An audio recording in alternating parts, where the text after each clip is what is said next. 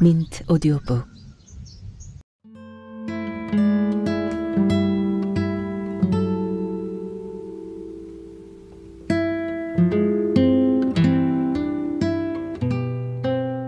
사랑의 조건. 이철호.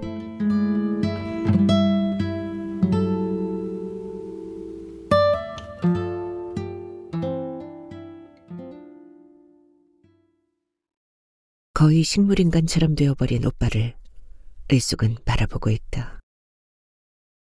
부부란 돌아서면 남이라고 흔히들 말하고 난다. 그 말을 요즘처럼 실감한 적은 없다. 오빠는 어려서부터 몸이 허약하고 신경질적이었다. 남매가 함께 자라면서도 오빠의 허약한 신체 때문에 부모님들은 의숙에게보다 오빠에게 더 많은 시간과 노력을 들였다. 지금 기억되는 오빠의 소년 시절, 그것은 창백한 얼굴과 빼빼 마른 발이었다.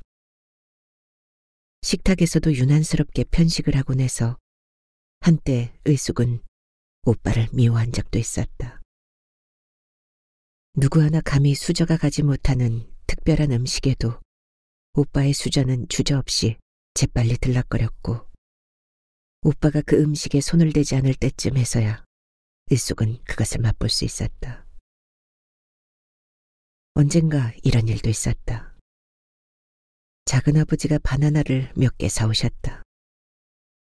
나누어 먹으라며 오빠에게 주었는데 오빠는 그것을 모두 자신의 서랍 속에 집어넣어 버렸다.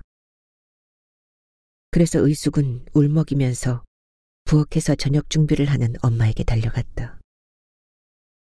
그러나 엄마는 나중에 또 사줄 테니 그냥 오빠 다 먹게 내버려두라고 하셨다.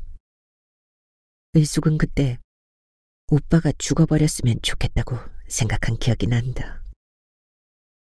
그때 오빠는 11살이었고 의숙은 9살이었다.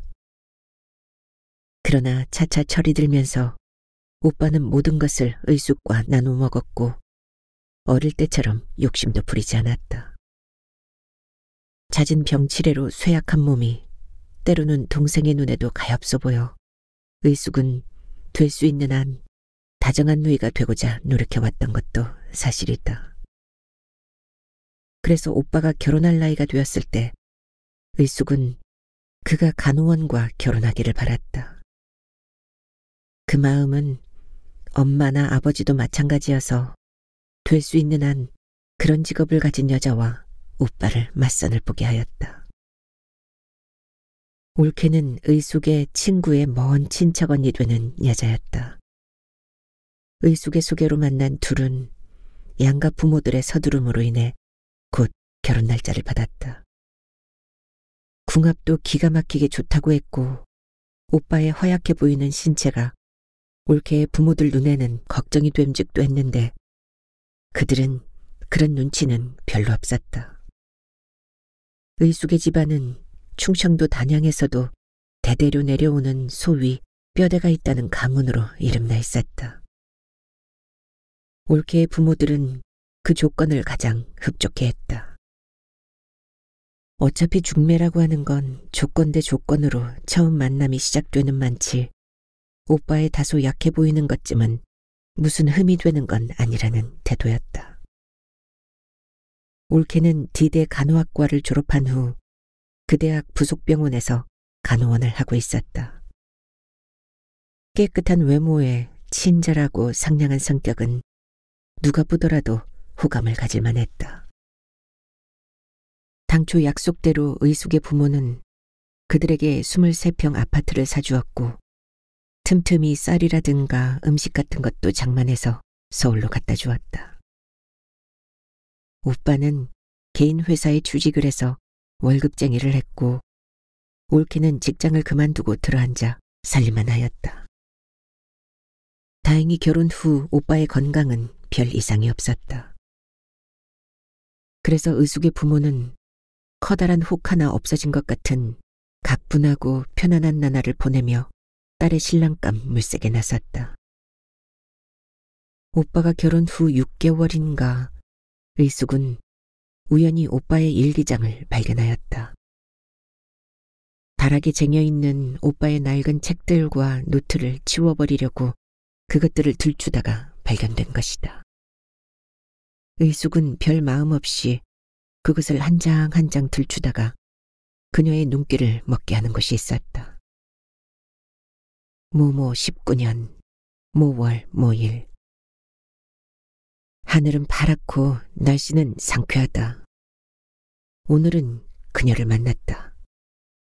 그녀는 언제나와 같이 다정했고 친절했으나 너무나 먼 곳에 있는 것 같아 나를 안타깝게 만든다. 아직 나는 22살의 학생이지만 내가 만약 결혼을 한다면 그녀와 하겠다고 맹세했다. 그 말을 듣고 그녀는 고개를 뒤로 젖히고 잠깐 동안 짧게 웃었다. 그녀의 웃음이 승낙을 의미하는 것인지 아니면 나를 조롱하는 것인진 몰라도 나는 그녀의 그런 모습을 좋아한다. 의숙은 잠깐 노트에서 눈을 뗀 후 5년 전의 오빠를 상기해 보았다. 우울한 표정과 섬세하고 소극적이었던 오빠의 모습이 떠올랐다. 그 시절도 역시 오빠는 허약했다. 별다른 병은 없었지만 항상 지친 듯한 모습을 의숙에게 보이고 있었고 표정은 몹시 어두웠다. 자신의 허약한 몸에 대한 자학인가 그 까닭은 알 수 없어도 아무튼 오빠는 마음 놓고 크게 소리내어 웃은 적이 없는 것 같았다. 오빠와 의숙은 2살 터울이었기 때문에 가깝게 지내려면 얼마든지 친구같이도 지낼 수 있는 처지였음에도 불구하고 오빠가 그녀와 접촉을 했던 기억은 별로 나지 않는다.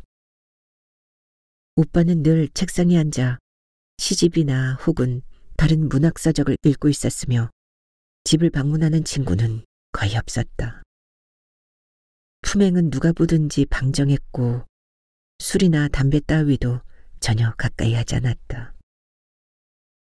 더군다나 오빠가 열애를 했다는 기억은 조금치도 없었다.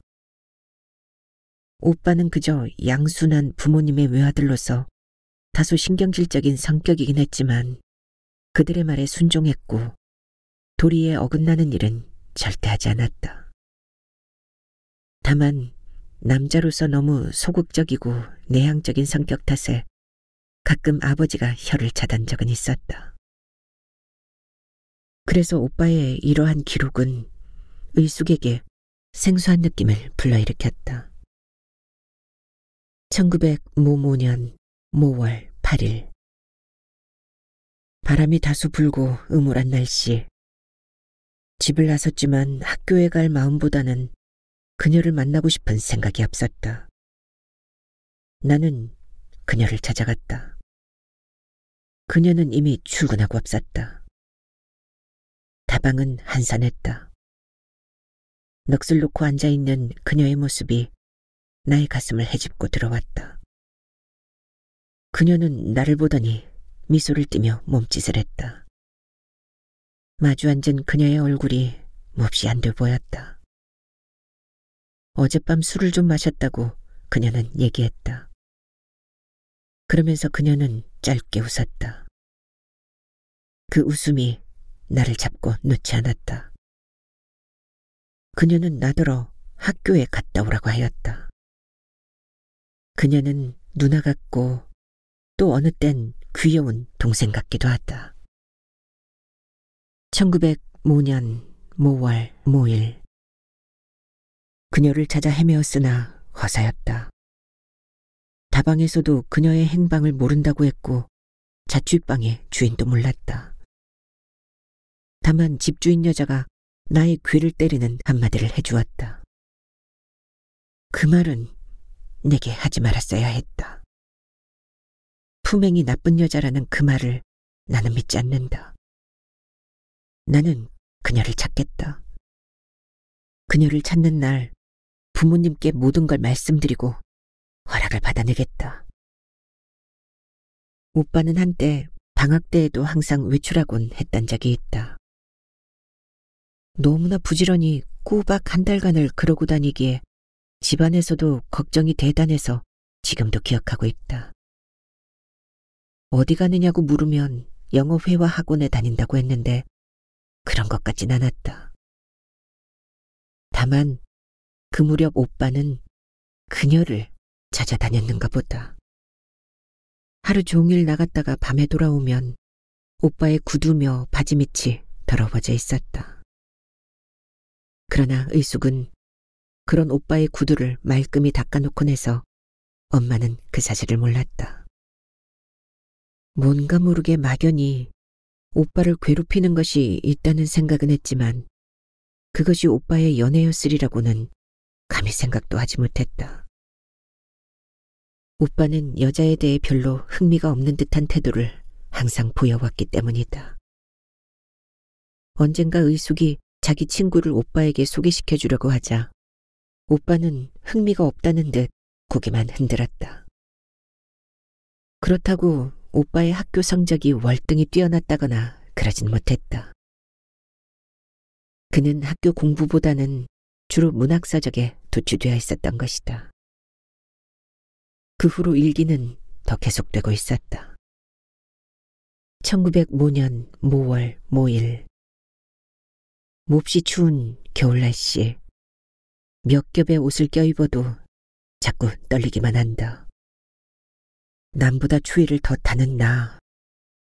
그녀의 소식을 모르며 지낸 지 석 달. 미칠 듯한 마음이라 누군가에게 호소라도 하고 싶지만 그럴 만한 적당한 상대가 없음이 나를 외롭게 한다. 술을 마시고도 싶지만 자신 없는 건강이 그것도 거부하고 있다. 나는 어려서부터 너무 보호되고 감싸지면서 자라왔다. 그래서 나는 용기가 없고 나는 약골이다. 나는 내가 싫다. 그녀를 찾아 나서긴 했지만 그녀와는 상관없이 해안으로 갔다. 양말을 벗고 발을 물에 담가 보았다. 물론 몹시 차가웠으나 잠시 후에는 인어의 비늘이라도 돋아난 듯 따스한 어떤 은빛 피부가 몸을 감싼 기분이 들었다. 도전을 받아 피는 새로운 힘을 내며 환희했다. 내가 14살 때에야 비로소 바다를 보게 되었다는 건 생각만 해도 이상하다. 나는 그 후로 바다를 좋아하게 되었지만 별로 바다에 가볼 기회가 없었다. 항상 염려하는 부모님의 눈길은 나를 멀리 떠나지 못하게 하였다.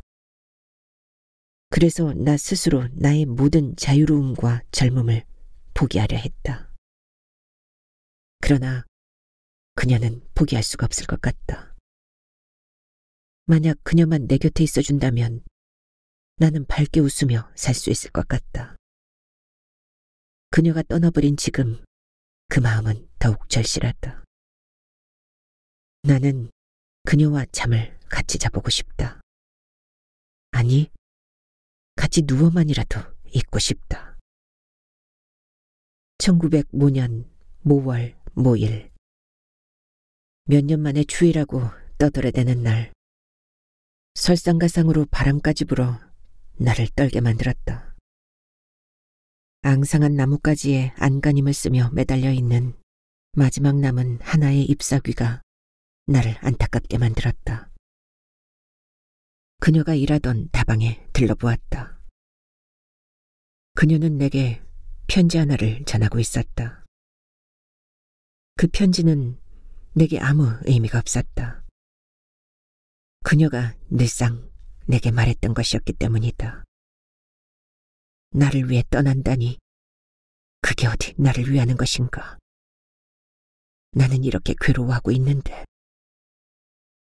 그러나 나는 그녀를 꼭 찾을 것이다. 그녀는 내게 처음으로 사랑을 주었고 더러는 내게 보호를 받고 싶어하는 작고 추운 토끼 같은 여자이다. 내가 보호받지 않고 내가 보호할 수 있는 무엇. 그것은 어느 무엇보다도 나에게 살 수 있는 의미를 부여하고도 남는다. 오빠는 그 여자를 절실히 원했지만 끝내는 찾지 못했는지 아니면 그녀를 찾아 뭔가 결말을 보았는지는 의숙으로서도 알 수 없다.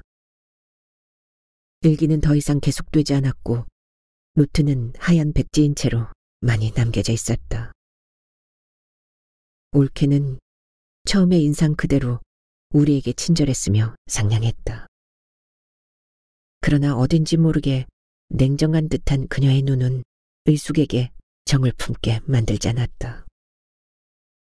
그들이 결혼 후 1년이 지나자 의숙에게는 조카 아이가 하나 생겼다. 그 아이는 오빠와 올케를 반반씩 닮아 있었다. 오빠는 당초의 염려를 씻고 아기와 그리고 자신의 부인과 더불어 잘 살았다.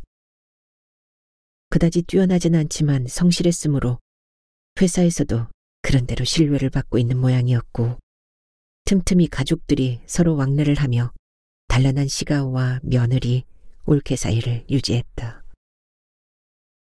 올케는 반면에 허풍스러우리만치 미소를 가득 머금고 우리를 맞곤 했는데 나중에 생각해보니 그것조차 위선이었지 않나 하는 생각이 든다. 오빠의 병은 갑자기 찾아왔다. 오빠가 힘이 없어하고 자주 피로를 느낀 것은 조카 아이의 첫돌이 지나고부터였다고 한다. 회사에서 돌아오면 곧장 방에 들어가 누워있기가 일쑤였고 좀처럼 결근도 안 하던 사람이 결근과 조퇴도 심심치 않게 하게 되었다. 그러나 오빠와 식구들은 그것을 별달리 생각지 않았다. 어려서부터 늘상 허약해왔던 몸이었기에 보약만 해서 먹였다. 그러나 그때 진작 병원을 찾았어야 했다. 하긴 병원에 가보긴 했다고 한다. 병원에서는 며칠 입원하여 종합진단을 해보라고 했다. 어느 날 올케가 의숙을 보고 말했다. 아가씨, 그이는 종합진찰을 받아야 한대요. 그러나 의숙은 그 말을 부모님에게 전하지 않았다. 일만 있다 하면 돈을 싸들고 오빠네를 찾는 엄마였기에 이번에도 그럴 것이 뻔했기 때문이다. 올케 역시 그것을 계산해 놓고 의숙에게 말한 것이다. 그러한 올케가 얄미워 의숙은 일부러 시골에다 연락을 하지 않았다. 올케는 시골에서 돈이 오지 않자 오빠를 입원시키는 걸 늑장 부렸다. 그러다가 오빠가 너무 자주 누워만 있고 회사 다니는 걸 아예 포기하려고 하자 그때서야 깜짝 놀라 입원 수속을 밟았다. 그러나 이미 늦어 있었다. 오빠는 뇌종양이라 했다. 그러나 모두 그것을 믿으려 하지 않았다. 덜어는 오진도 있다고 하니까 하며 기대를 버리지 않았다. 그래서 다른 병원에 가보았다. 마찬가지의 진단이 내려졌다. 또 다른 병원에 가보았다. 또 마찬가지였다. 모두들 고개를 흔들어 퇴원하라고 했다. 처음엔 올케가 오빠를 간호했다. 간호원이었으니 오죽 병간호를 잘하랴 싶었다. 그러나 그것도 반년이 지나자 올케는 지겨워했다. 노골적으로 오빠를 내팽개치고 자신의 생활을 찾고자 쫓아다니기 시작했다. 의숙이 그 집에 들른 날 올케 없이 오빠만 멀뚱히 누워있는 것을 목격한 적이 한두 번이 아니었다. 올케는 아이를 데리고 어디를 돌아다니는지 잘도 집을 비웠다. 덜어는 미장원에 갔다고도 했고 또 덜어는 동창 모임에 갔다고도 했다. 그녀는 남편이 지겨워진 것이다. 몇 년, 아니 10년이 걸릴지도 모르는 병간호에 미리 진저리를 치고 있었다. 그녀는 더 이상 성의를 보이지 않으려 했다. 의숙은 자신과 형섭의 사이를 생각해 보았다. 만약 형섭이 오빠의 처지가 되었다면 나는 어떤 행동을 취할 것인가. 오빠는 시골집으로 옮겨왔다. 올케는 따라오지 않겠다고 했다. 그래도 오빠가 올케와 아들을 보고 싶어 하리라고 판단, 의숙은 올케에게 전화를 하였다. 그러나 전화벨만 계속 울릴 뿐이었다. 그녀는 이미 짐을 싸가지고 친정으로 간 뒤였다. 의숙은 올케의 친정을 찾아갔으나 그 집에서는 올케를 대면시켜주지 않았다. 자기 딸 신세 망친 집과는 더 이상 왕래하고 싶지 않다는 듯한 쌀쌀맞은 태도였다. 올케는 약삭빠르게 오빠에게서 빨리 도망칠 궁리를 하고 있었다. 단 1년도 못 참고. 그녀는 이혼을 곧 요구해 올 것이 분명했다. 몇 년이 될지도 모르는 남자의 병간호에 자신의 젊음을 바치고 싶지 않은 거였다. 오빠는 뇌종양으로 인한 마비가 서서히 오기 시작했다. 수족도 마음대로 움직이지 못하게 되었다. 의숙은 오빠의 대소변을 가려주면서 오빠가 불쌍하다는 생각보다는 올케를 저주했다. 형섭은 가끔 의숙에게 편지를 보내왔지만 의숙은 답장을 해주지 않았다. 의숙은 형섭의 군 입대와 더불어 그와의 관계를 끊고자 결심했고 또 그렇게 형섭에게 이미 통보를 해주었으나 그는 집요하게 의숙의 문을 두드리고 있었다. 형섭은 의숙의 엄마가 생각하기에 자기의 마땅한 사윗감이 아니었다. 그래서 의숙에게 그 남자를 만나지 말 것을 종용했다. 그러나 의숙은 형섭을 한때 누구보다도 사랑했으며 또 지금도 그 마음은 변치 않았으나 그녀는 감히 엄마의 명을 거역할 수가 없었다. 자랄 때부터 엄마는 절대적인 존재였다. 가문이 좋은 집으로 시집은 왔으나 살림살이는 기울어가고 있었던 이 집을 엄마는 오늘날만큼이나 부유하게 일으켜 세운 장본인이었다. 그런 까닭에서인지 의숙의 집은 아버지보다도 엄마의 존재가 엄청나게 더 컸다. 형섭이 군에 입대한 후 의숙은 엄마의 철저한 선별로 몇 번 맞선을 보기도 했다. 문득 의숙은 오빠의 일기장에서 읽었던 여자가 생각났다. 지금도 오빠가 그 여자를 사랑하고 있다면 의숙은 그 여자를 오빠 앞에 데려다 주리라 마음먹었다. 의숙은 오빠의 눈을 들여다보며 말을 했다. 오빠, 난 다 알고 있어. 대학 시절 오빠가 좋아했던 여자가 만나고 싶으면 고개를 끄덕거려. 내가 노력해볼게. 오빠에게서 반응이 왔다. 오빠는 사물에 대한 기억도 점점 잊어가고 있었지만 여자의 이름과 그녀가 다녔던 다방 이름은 정확히 기억하고 있었다. 다행히 5년 전에 그 다방은 아직 주인이 바뀌지 않고 있었다. 그 다방을 발판으로 상당히 돈을 모은 억척스러워 보이는 늙은 여자가 주인이었다.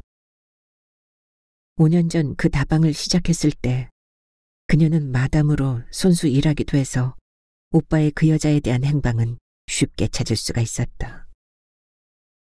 주인 여자와 오빠의 그 여자와는 아직껏 동거래가 있었기에 소식을 알고 있었다.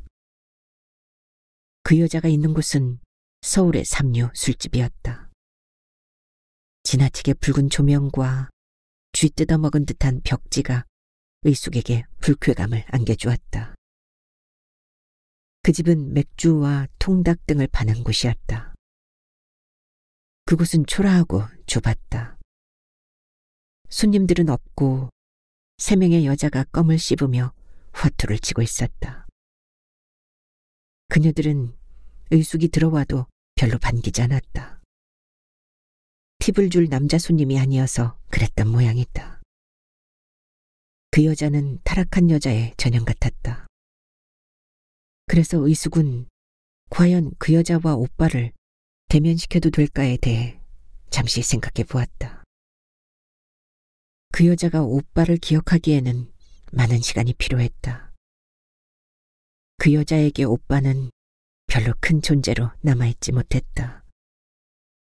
거추장스럽게 쫓아다닌 바보 같은 숙맥에 불과한 것이었을까. 지나치게 맑았어요. 아파 보였고요. 나 같은 여자야 그런 상대보다는 더 사회에 물든 돈 많은 어른이 더 좋았지 않았겠어요? 그 여자는 담배를 입에 물었다. 그녀의 모습은 불결했다. 의숙은 그녀를 오빠에게 데려가지 않았다. 그녀의 모습을 오빠가 본다면 실망을 할 거라고 짐작했다. 오빠는 의숙을 볼 때마다 뭔가를 묻고 있었다. 그 눈은 말하고 있었다. 그녀를 찾았니? 그러나 의숙은 고개를 저었다. 오빠는 실망을 감추지 않았다. 의숙은 부인에게서마저 버림받은 오빠가 가엾었다. 아들도 보고 싶을 텐데. 의숙은 다시 한번 올케에게 연락을 했다. 조카라도 데리고 와서 오빠 곁에 두고 싶었다. 그러나 올케는 단호히 거절했다. 아이에게 그러한 광경은 이롭지 못하다는 게 그녀의 지론이었다. 오빠는 계속 의숙에게 묻고 있었다. 그녀를 찾았니? 그러나 의숙은 계속 고개를 저었다. 오빠는 그녀에게 눈물을 보였다. 이제 오빠는 목구멍으로 음식도 못 받았다. 코에 호스를 대고 맑은 죽을 넣어주었다. 오빠의 상태가 갑자기 나빠지기 시작했다. 그러자 올케는 오빠를 찾으려고 했다. 그러나 이번엔 의숙의 집에서 올케를 못 오게 했다. 올케는 계산에 밝은 여자였다. 오빠가 죽으면 아파트라도 손에 넣겠다는 속셈이 뻔했다. 당초에는 오빠의 병이 오래 갈 것 같아 그를 피하고자 했으나 이제 그가 죽어버린다면 그의 유산이기도 한 아파트라도 자신이 가지려고 하는 것이었다. 의숙은 올케의 오빠에 대한 처사로 인해 인간의 얄팍한 심성에 염증을 느꼈다. 아무리 물질 만능 시대라지만 죽음을 눈앞에 둔 남편에게 그렇게까지 노골적일 수 있을까? 그러나 오빠가 원한다면 글씨만아마 올케를 그 앞에 불러들여야 할 것이기에 의숙은 오빠에게 물었다. 오빠, 올케 언니 데리고 올까? 그러나 오빠는 고개를 저었다. 그러면 아이만 데리고 올까? 역시 오빠는 고개를 저었다. 오빠는 아직 그 여자를 보고 싶어 하는 것이라고 의숙은 생각했다. 그래서 의숙은 결심을 하고 서울로 갔다. 그 술집은 여전히 붉은 조명이었고 여전히 더러웠다. 탁자 위에는 바퀴벌레가 한 마리 기어가고 있었다. 의숙이 의자에 앉자 그 여자가 아는 체하며 다가왔다. 실은 오빠가 아파요. 며칠 못 살 거예요. 아가씨를 몹시 보고 싶어 해요. 여자는 망설이는 듯했다. 그러나 의숙은 다그치듯 말했다. 같이 가요, 꼭. 오빠는 아가씨만을 필요로 하는 것 같아요. 오빤 아직도 아가씨를 못 잊어 해요. 여자는 안으로 들어갔다. 시간이 오래 걸렸다. 1시간쯤 지났을까. 그녀의 모습은 완전히 변모해 있었다. 요란스럽게 바글거리던 머리도 조금 얌전해졌을 뿐더러 무엇보다도 그녀의 얼굴엔 화장이 지워져 있었다. 울긋불긋하던 눈화장과 볼렌지를 지워버린 그녀의 모습에서 의숙은 왜 오빠가 이 여자를 좋아했는지 조금 알 것 같았다. 여자는 전혀 천해 보이지 않았고 그 표정이 오빠를 닮아 있었다. 짙은 화장으로 감추고 있던 피부가 숨을 쉬고 있었다. 밖에서 조금씩 어둠이 내리고 있었다. 그녀의 얼굴에 어둠과 같은 짙은 우울이 깔렸다. 의숙은 오빠의 일기에 씌어있듯 그녀의 고개를 뒤로 젖힌 짧은 웃음은 기대하지 않았다. 그러나 그녀의 얼굴에 정이 갔다. 어쩌면 이 여자가 오빠의 부인이 되었더라면 사태가 이렇게까지 되지는 않았을 것 같은 느낌마저 드는 건 왜일까? 올케와 오빠가 궁합이 좋다고. 의숙은 그 웃음을 찾다. 무슨 생각을 하세요? 차창에 기대어 있는 그 여자에게 의숙이 물었다. 마주본 그녀의 눈에 물기가 흐려 있었다. 그녀의 눈물을 보는 순간 혹시 이 여자도 오빠를 사랑하지 않았나 하는 생각이 불현듯 빠르게 스쳐갔다. 그러나 의숙은 말하지 않았다. 이젠 다 지나가 버린 일. 기적이 일어난다 하여도 오빠는 회생될 것 같지 않았다. 그만큼 오빠에겐 죽음의 그림자가 이미 많이 드리워져 있었다. 그녀의 옷차림은 소박했다. 일부러 그렇게 차린 듯했다. 이런 모습은 아름다워. 의숙은 올케를 생각해 보았다. 올케는 오빠가 누워있는데도 양장점을 드나들고 파마를 하러 미장원에 다니곤 했다. 그녀는 남보다 못하다. 의숙의 집에 도착하자 그 여자는 머뭇거렸다. 그러면서 중얼거렸다. 이사를 여태 안 가셨군요. 오빠가 누워있는 방에 가까이 가자 여자는 또 머뭇거렸다. 그러나 의숙은 방문을 열고 여자를 안내했다. 오빠는 잠을 자는지 눈을 감고 있었다. 의숙은 오빠와 그 여자를 남겨둔 채 조용히 방을 나왔다. 그리고 부엌으로 가서 물을 끓였다. 커피를 쟁반에 받치고 오빠 방문을 열려는 순간 안에서 말소리가 들렸다. 조용하면서도 슬픔이 깃든 여자의 목소리였다. 내가 잘못했어요. 나는 그때 당신에게서 떠나지 말았어야 해요. 실은 걷잡을 수 없이 당신에게 치닫는 마음을 억제할 수 없어 떠났던 거예요. 자신이 없었어요. 앞으로 부딪히게 될 당신의 집안과의 갈등은 나를 미치게 만들 것 같았어요. 전에도 그런 일이 있었기에. 여자의 말이 끊겼다. 간간히 울음소리가 새어나왔다. 당신은 나의 웃음을 좋아한다고 했었죠. 나는 당신 소식 다 듣고 있었어요.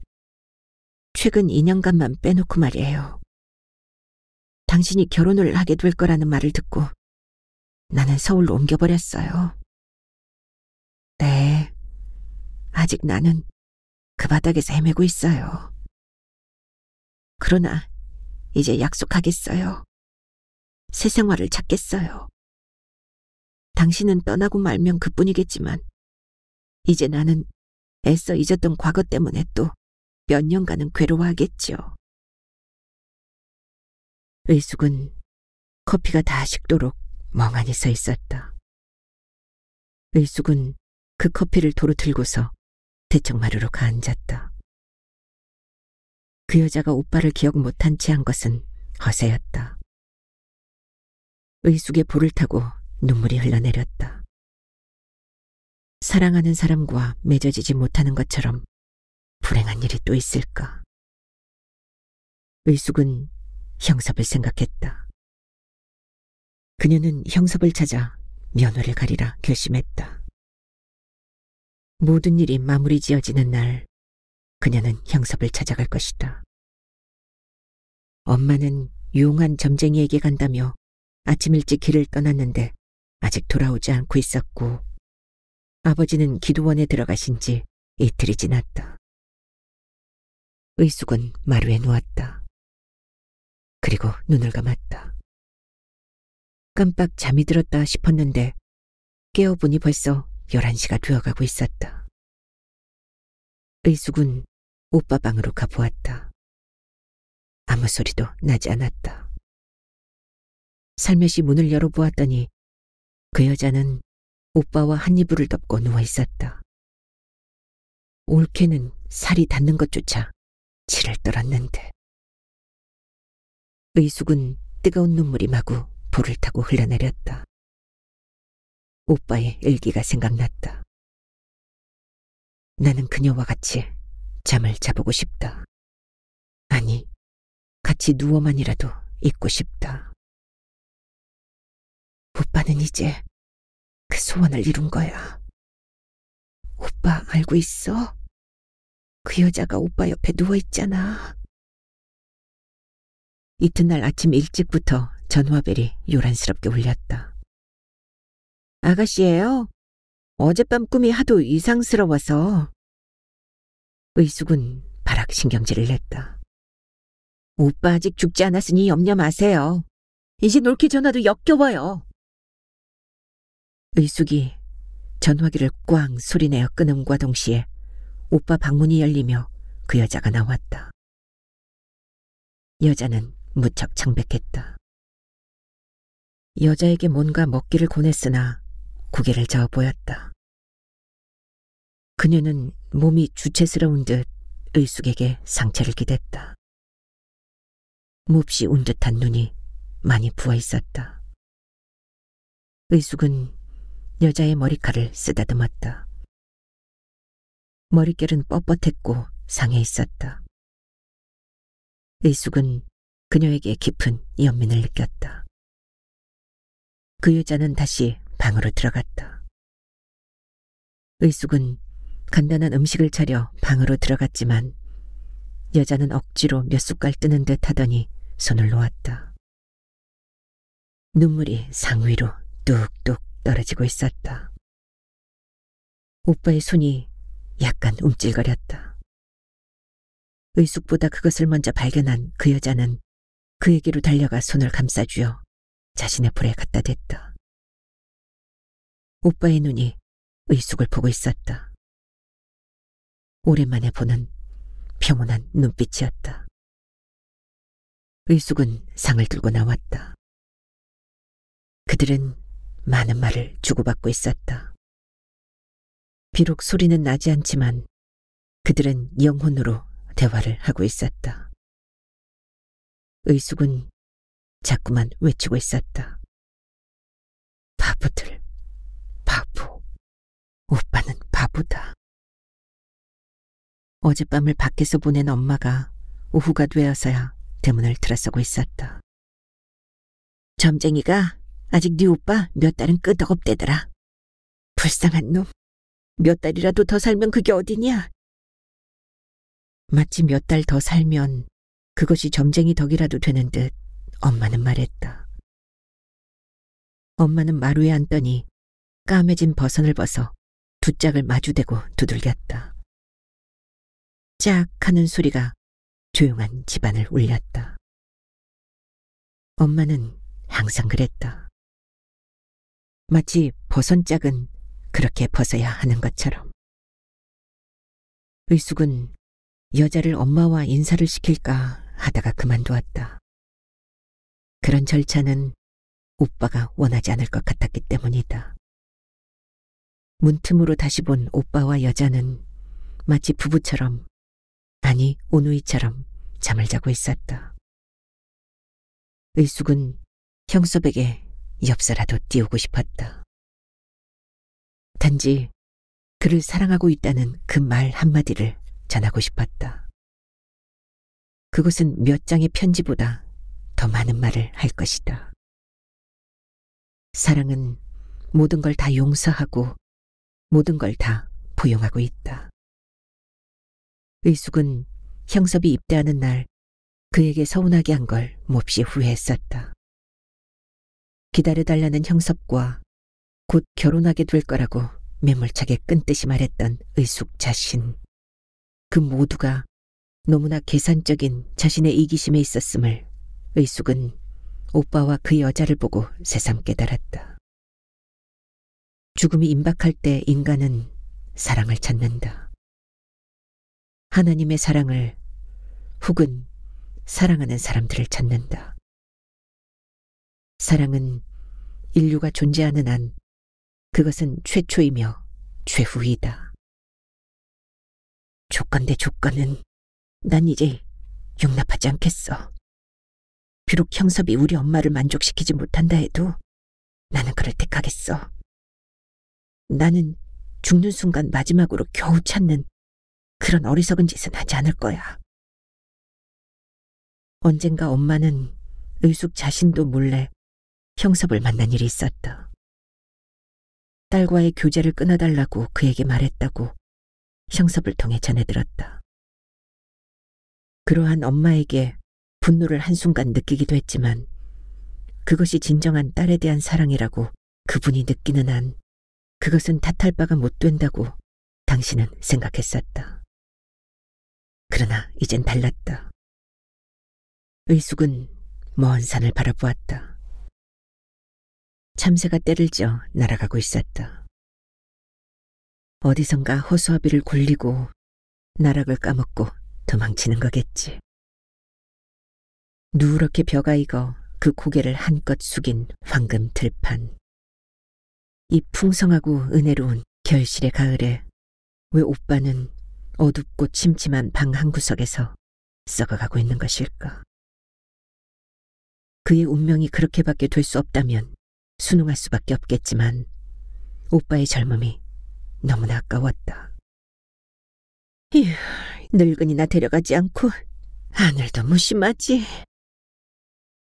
엄마는 땅이 꺼지게 한숨을 쉬었다. 의숙은 대청마루에 앉아있는 엄마 옆으로 다가갔다. 엄마의 눈은 하얗게 뚫려 있었으며 요 근래에 들어 할머니가 다 되어버렸다.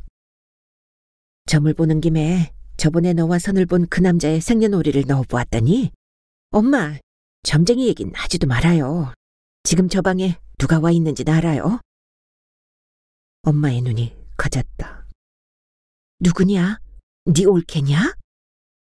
오빠 옛날 애인이야. 대학 시절. 엄마의 눈이 더 커졌다. 아니, 그 다방 계집애 말이니? 이번엔 의숙이 놀랄 차례였다. 어떻게 그걸 엄마가 알고 있었을까? 엄마, 어떻게... 엄마는 한숨을 또 내쉬었다. 엄마는 이제껏 아들도 남편도 몰래 간직해온 비밀을 털어놓았다.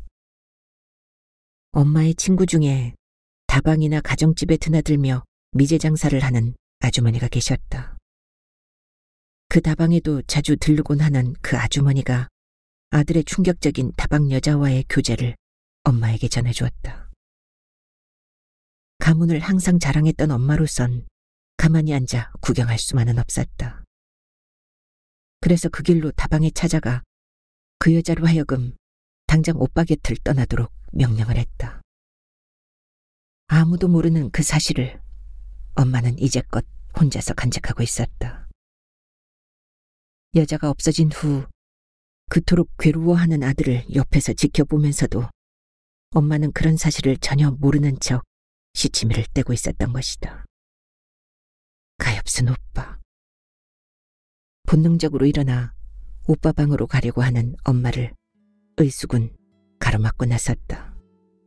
지금도, 이렇게 된 지금도 체면을 위하여 내쫓으려고 하세요? 엄마가 나 몰래 형섭 씨 만난 것도 난 다 알고 있었죠. 왜 그런 식으로 자식들의 행복을 막으려 해요? 앙칼진 의숙의 기습에 엄마는 잠시 아연해하더니 맥을 놓고 안방으로 들어갔다. 행복을 막으려 하다니? 내가 왜 너희들의 행복을... 엄마의 목소리가 오래도록 의숙의 귓전에서 뱅뱅 돌았다.